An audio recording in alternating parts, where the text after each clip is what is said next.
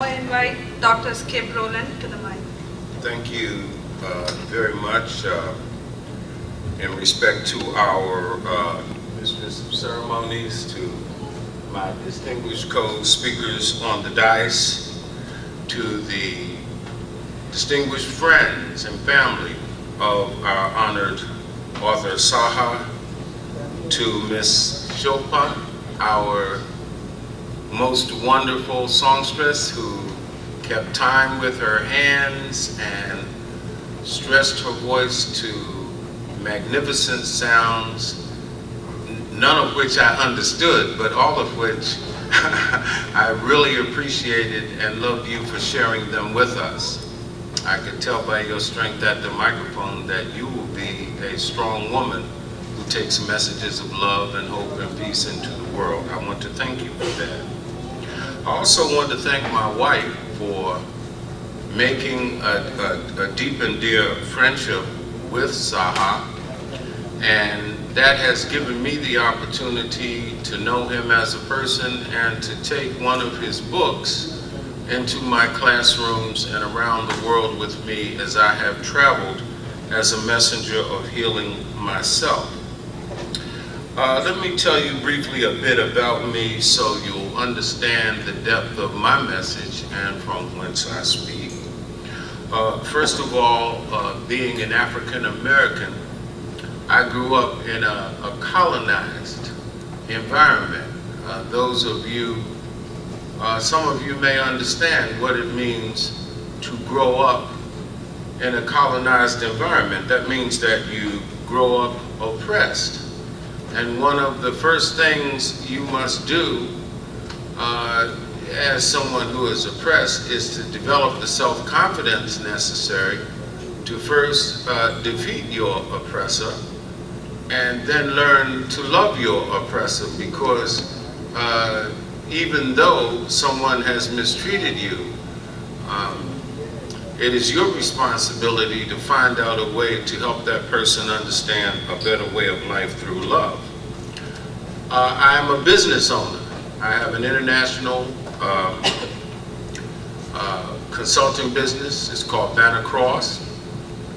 A great deal of our work is in the healing field. It's primarily in business, where we help business owners and their employees develop healthy working relationships.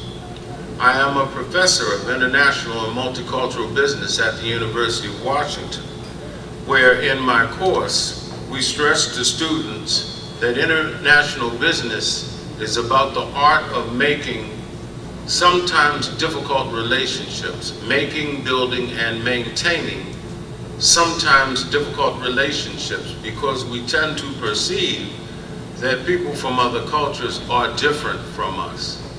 But are they really that different? And let's, as Sandy said, let's take a look at what we have in common. Saha's book, The Art of Making Relationships, was used last year in my class to stress to my students the importance of trust being an antecedent of past behavior and hope being the inspiration of future behavior. I'm also the president of an African American business group called the Table 100. We are a group of approximately 100 African Americans, Asians, Caucasians, and others that believe in international relationships as the foundation for international business.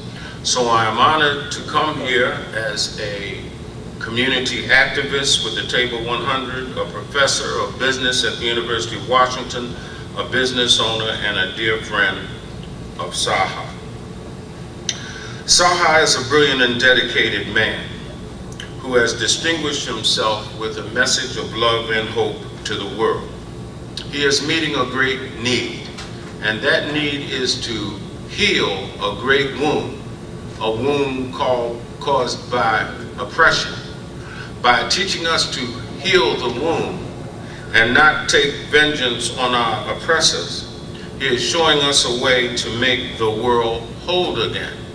He's showing us a way to look within ourselves for the internal fortitude and moral strength to deal with those who have dealt unfairly with us.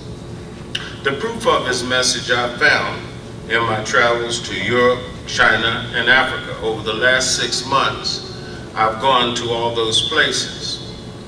In Europe, I visited the Netherlands, where I shared parts of his book with some of my cohort members in a presentation on mentoring, where in that presentation I stressed that portion of Saha's book that talks about the trust relationship. As a mentor, one of the most important things you can do is build trust with your protege. My students and members of my seminars responded very well to the message and asked me to come back and continue to relate to Saha and continue to bring his messages back to them. In China, I visited with small business owners. These small business owners, after having lived in a country that had cut them off virtually completely from the world, were looking for ways of building trust with people who looked very, very different from them and had governmental structures very different from them. There too, I used portions of Saha's book to underscore the importance of behavior based on trust and hope for the future. My last trip, my wife and I just returned from 3 weeks in South Africa. Trust was very important there, especially with our relationship with our jungle guides. We had guides that took us into the jungle where I was as close to lions as I am to that pole, where I was as close to elephants as that pole over there, and as close to giraffes as the pole down there. And that's because giraffes are very skittish around people. They tended to move away from us. I realized right away that what gave me comfort with all of those truly wild animals was the messages I had learned from Saha's book, and that is to trust a relationship.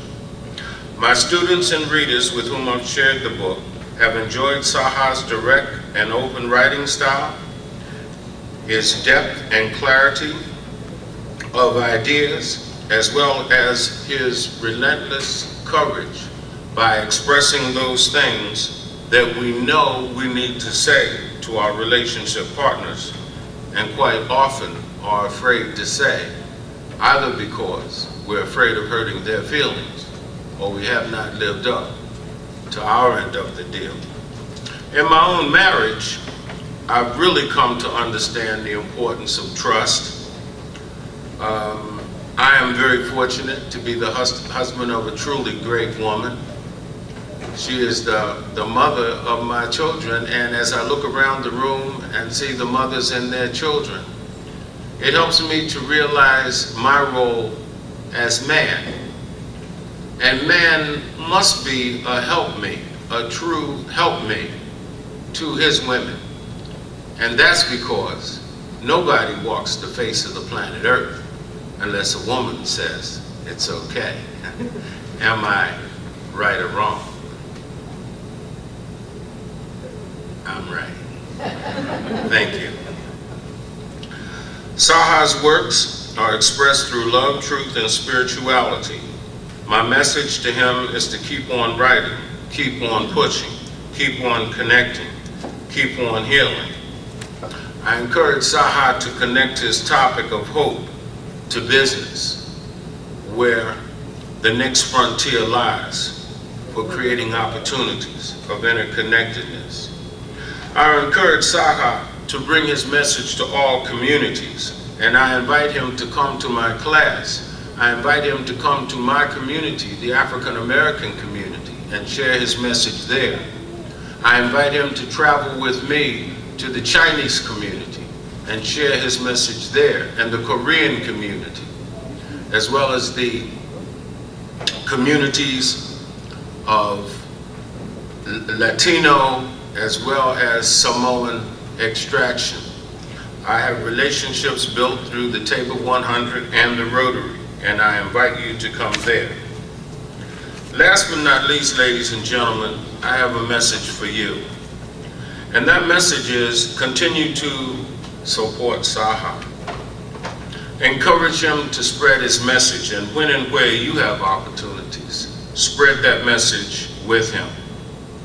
I invite you too to join other communities in celebrating his message. And I thank you for recognizing his genius and making this wonderful afternoon possible. I further wish Saha well in his literary future and thank him and you for this gift. Thank you very much. Thank you, Dr. Skip, for your very kind words.